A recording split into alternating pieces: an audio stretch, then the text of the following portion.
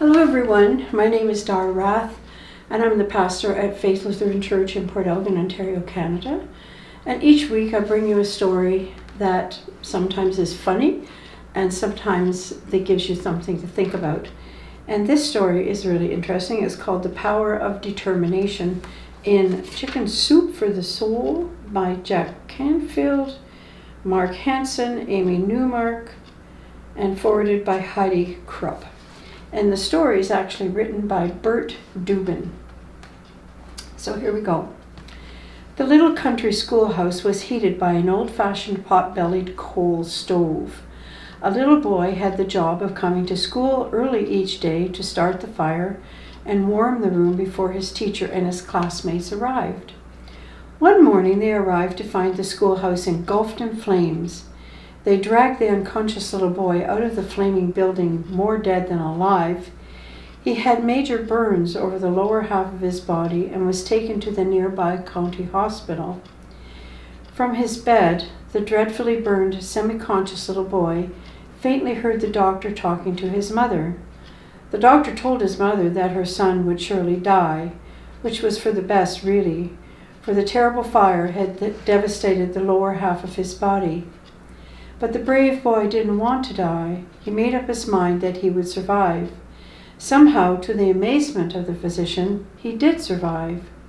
When the mortal danger was past, he again heard the doctor and his mother speaking quietly. The mother was told that since the fire had destroyed so much flesh in the lower part of his body, it would almost be better if he had died, since he was doomed to be a lifetime cripple with no use at all of his lower limbs. Once more, the brave boy made up his mind. He would not be a cripple. He would walk. But unfortunately, from the waist down, he had no motor ability. His thin legs just dangled there, all full and lifeless. Ultimately, he was released from the hospital. Every day, his mother would massage his little legs, but there was no feeling, no control, nothing. Yet his determination that he would walk was as strong as ever. When he wasn't in bed, he was confined to a wheelchair. One sunny day, his mother wheeled him out into the yard to get some fresh air. This day, instead of sitting there, he threw himself from the chair. He pulled himself across the grass, dragging his legs behind him.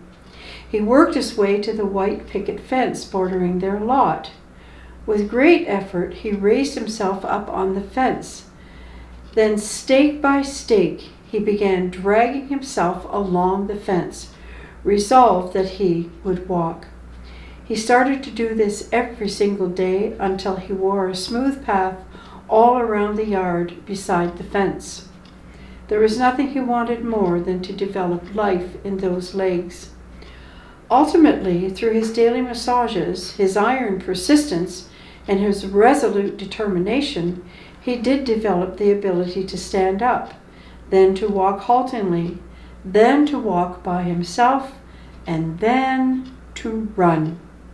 He began to walk to school, and he ran to school, to run for the joy of running. Later in college, he made the track team. Still later, in Madison Square Garden, this young man who was not expected to survive, who would surely never walk, who could never hope to run, this determined young man, Dr. Glenn Cunningham, ran the world's fastest mile. Isn't that amazing? What an amazing story. And we hear stories about people who have this will to live, and they're so determined to do things. We hear these stories all the time. And so that is a really, really amazing story. So I hope you enjoyed hearing that story. And I hope you've had a good summer. By now we're into September. And so we're heading into fall. So thanks for taking 5, and blessings on your day.